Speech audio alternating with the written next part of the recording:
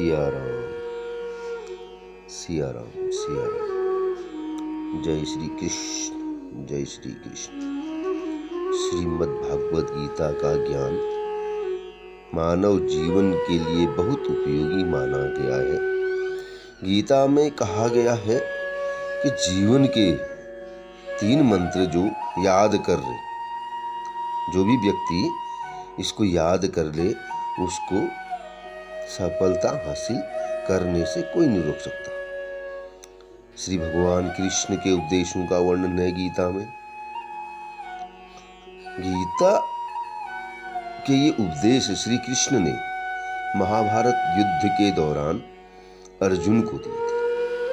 गीता में दिए गए उपदेश आज भी उतने प्रासंगिक हैं और मनुष्य को जीवन जीने की सही राह दिखाते हैं। गीता की बातों को जीवन में अपनाने से व्यक्ति को खूब तरक्की मिलती है। गीता के ये उपदेश जो है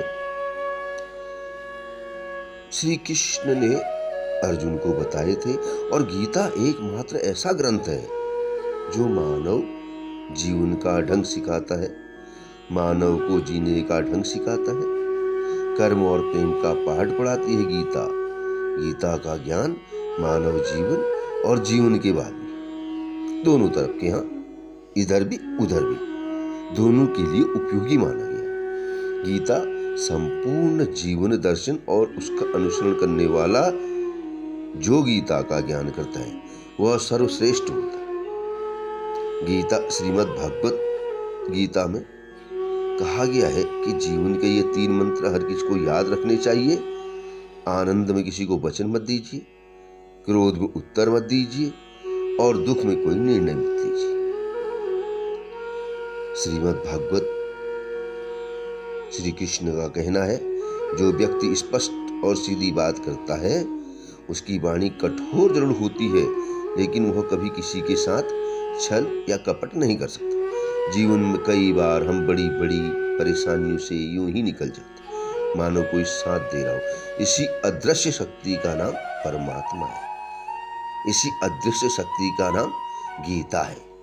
इसी अदृश्य शक्ति का नाम श्रीमद् भागवत गीता है।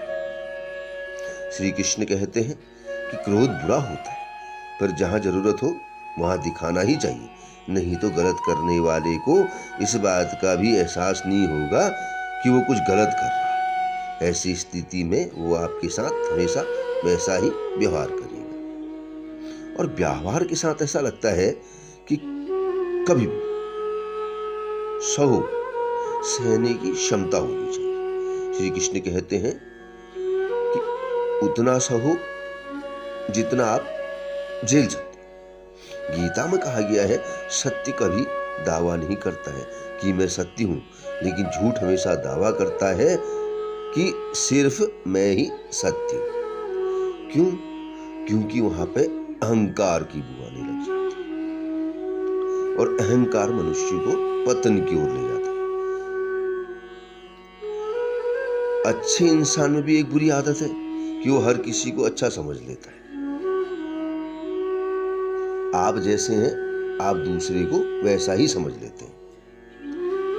ये एक अच्छे इंसान का बहुत बड़ा अवगुण है।